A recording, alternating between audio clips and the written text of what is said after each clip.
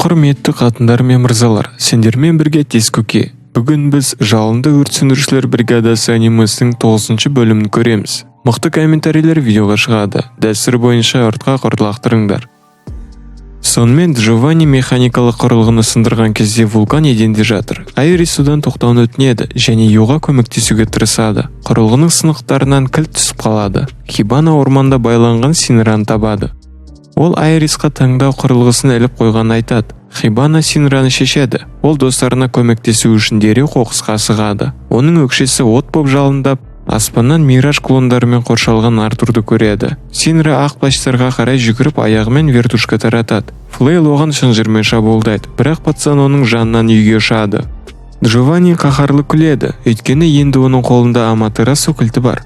Үйге біздің кейіпкер кіріп, Джованнидің бетіне тізесін қондырады. Синраның көздері қаһарлы қызыл отпен жанады. Лиза ақ плащтар жағында шайқасқа түседі. Вулкан есін жиды, бірақ әлі қозғала алмайды. Джованни үйінділердің арасынан шығып, маскасының мұрнын дұрыстайды. Артур өзінің соңғы күшімен миражбен Флейлге қарсы шайқасты жалғастырады.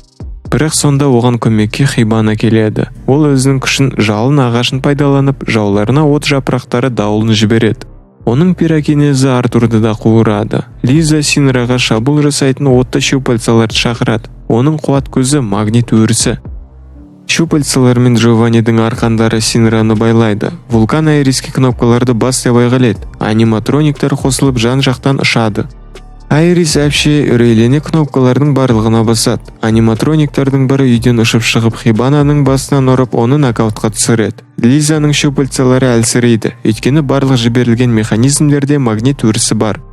Босап шыққан Синра Джованниге атылады. Тепкіден ол қабырғаны жарып өтіп сыртқа ұшып шығады.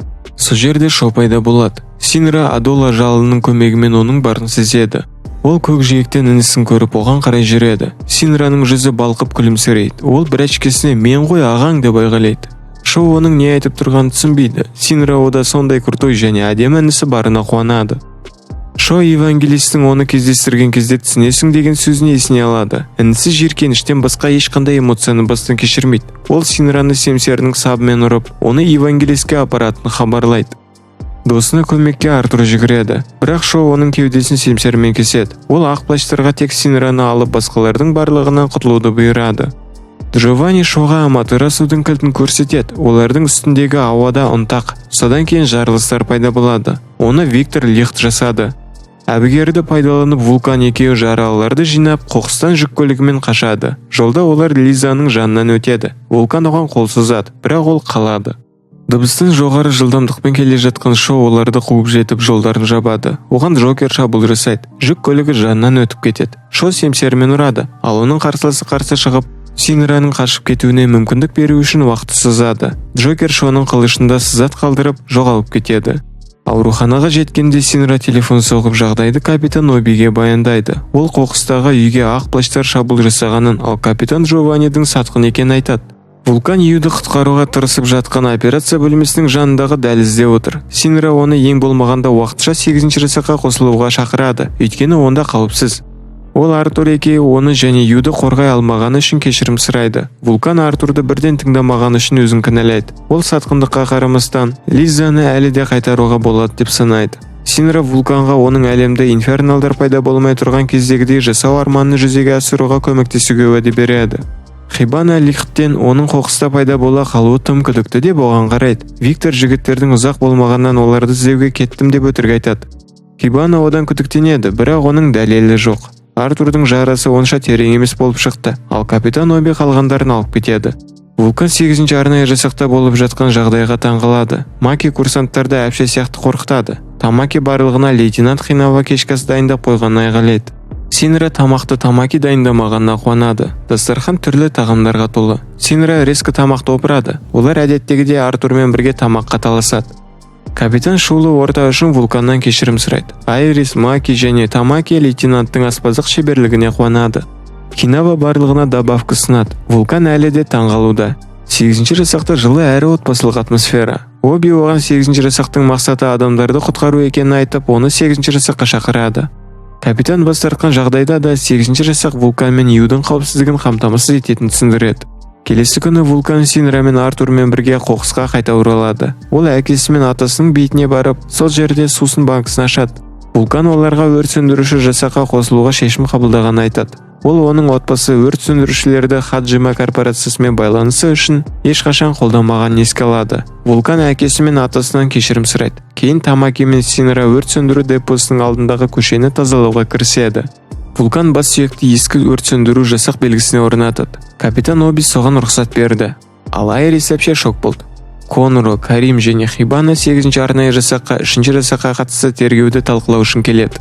Оларды Тамаки мен Синра қарсы алады. Артур қазір кеңседегі қабырғада ілініп тұрған есек басына сүйсініп, өзінің Сильвер атты адалатын елестетеді. Маки ол туралы лейтенантқа шағымданады, бірақ Хинаваның басында да Вулкан жасаған мүйізі бар кепка. Айрис әпше қонақтарға шай әкеледі. Хибана Оби Айристен 8-ші жасақ қалыңдығы жасағаны үшін оған наез жасайды.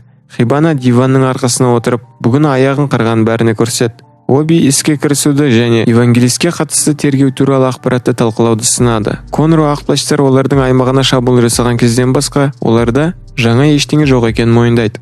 Хибана жасанды инферналдардың артында тұрған солар деп сенімді. Карим Река балаларға жәндіктерді қолданғанда ол бірдеңе іздегендей болғанын есіне алады. Ақплаштар жәндіктердің шағуына ерекше реакция көрсетуі керек, ерекше адамдарды іздейді ғой сонда. Джованни Аматерасудың бір кілтін іздеп қоқысқа шабуыл жасайды. Ал 3-ші жасақ шығарған есепте олар өзінің капитан Джованни деп таныстырған самозванецті ұстаған айтылады. Оби мұның бәрі Хаджимаздың жасыру үшін жасалған өтірік деп санайды. Хибана 3-ші арнайы жасақта кадрларды реорганизация жасау жүріп жатқанын хабарлайды. Карим евангелистің базасын табу керек деп санайды. Осымен дәлдегенде Виктор Лихт айналысқан. Ол қоқыс жанындағы орманда дәлелдерді зерттеп, сол жерде Джокермен кездесті. Хибана Обиге Лихтке сенуге болмайтынын ескертеді. Виктор Вулканның ескі үйіндегі іздерді зерттеуді жалғастыруда. Джокер оған ақплаштар қолбасшысы Шой есімді Шиголда Адола жалыны бар екенін ескертеді. Оби қарамағындағылардың күшіне сенімді, бірақ олардың кейбіріне жауынгерлік тәжірибе жетіспейді. Конро олардың 7-ші жасақта жаттығуымен айналысуды сынады. Джокер Лихтен Синраны күшті ету үшін ғылымды қолдануды сұрайды. Беннимару телефонды алады. Конро оған енді ол 8-ші жасақ курсанттарын жаттықтыратынын айтады. Көп ұзамай Синра мен Артур 7-ші жасақ депосына келеді. Онда Беннимару оларға таяқ жегіздіреді. Вулкан Оби мен Хинаваға жаңа құрылғыны магнитті өрт сөндіретін шарды ойлап тауып көрсетеді. Енді ол ресми түрде 8-ші жасақ инженері. Артур мен Синра Беннимарудың сәл ғана қимылына көттерін жыртады. Олар тек басын қасса да шабуыл күтеді. Беннимару соққыны күтудегі тұрақты күшену денені шаршатады деп түсіндіреді. Ол нағыз жекпе-жекте шабуылдағанда немесе қорғанғанда күшену керек дейді. Өмірді шынайы бағалай білу керек. Беннимару жігіттерге оған шабуыл жасауды бұйырады. Артур мен Синра оған атылады. 7-ші жасақтың капитаны олардың күші жақсы, бірақ бірдеңе жетіспейді деп талдайды. Синра мұрнына соққалады, сонда Лихт пайда болады. Ол Синраның шабуылдарын күшейту идеясымен келіпті. Жойғыш ұшақтың қозғалтқышы сияқты. Шоғырланған жалынның бағыты жоғары жылдамдықтың күшеюімен талшық күшін береді. Капитан Беннимару мұның қалай жұмыс істейтінін өз мысалмен көрсетеді. Лихт өкшеден бір нүктеге бағытталған жалын шындыққа жанаспайтын үдеу береді деп түсіндіреді. Беннимару Синраға өкшесінен бағытталған жалынмен өз бетінше жаттығуды бұйырып, өзі Артурмен спарринг бастайды. Конро Лихттің біртүрлі әрекет етіп жатқанын байқап, егер ол бір жамандық істесе, оны мұхитқа лақтыруға уәде береді. Артур мен Беннимару пытырласып жатқанда Синра өкшесімен бағытталған үдеу жасауға тырысып күшеніп терлейді. Егіздер оған прикол жасайды. Лихт Конромен мәселені түсінбеу ешқашан шешімге әкелмейді деген оймен біліседі. Ең бастысы мәселені түсіну.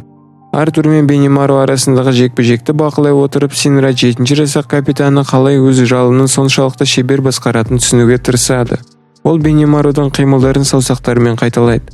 Хинава Макиді ол өзінің отты покемонымен ойнап жатқанда ұстап алады. Вулкан Маки үшін отты покемонмен жұмыс істейтін қару жасаған түсіндіреді. Маки оқуға тырысқанда Айрис әпше заманауи әлемнің жаратылу тарихын оқиды.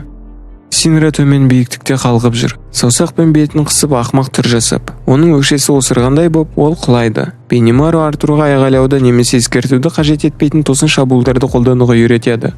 Оған Синра кеңестіріп келеді. Ол қол қимылдарына қызығушылық танытады. Беннимару жасайтынды екі саусақ немесе Оби жасайтын сияқты рок-н-ролл.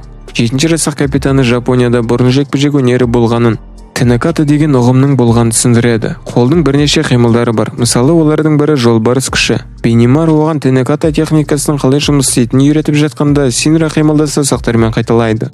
Бенемару әрі қарай өзің үйреніп аласың деп Артурды жаттықтыруға кетеді. Синра көзін жұмып, оған үйреткен қимылмен саусақтарын түйеді. Ол өкшеден шыққан жалынның қысылғанын сезеді, бірақ құлайды. Синра тағы бір попытка жасап, барлығын дұрыс орындап, ракета сияқты аспанға көтеріледі. Жерден оған Лихт, Конро және Бенемару қарайды. Артур капитанға нежданчик жасауға тырысады. Бенемару екі курсантқа да оған шабуыл жасауды бұйырады. Конро Бенемарудың көңілді жүргеніне, ал олар лайықты мұғалімге ие болғанына қуанады. Олар кешке дейін жаттығады. Кейін Бенемару Синра өзінің коронный соққысы үшін ата ойлап тапты ма деп сұрайды. Ол кикер тепкісі деп жауап береді. Кейінірек егіздермен 8-ші жасақ бенгальский огоньмен ойнайды. Конро мен Бенемару курсанттар әлі балалар екенін талқылайды. Келесі күні Конро Артурға кәдімгі катананы қалай қолдану керектігін үйретеді. Әзірге Синра Бенемаруға қарсы жаттығу шайқасында жаңа дағдыларын қолдануда алға жылжуда. Синра жақын арада інісін қайта көремін деп үміттенеді. Солай достар, егер сендерге біздің видеоларымыз ұнаса, лайк тұрғызып, комменттер жазыңдар. Қазақша контентті қолдаңдар. Көргендеріңе рахмет.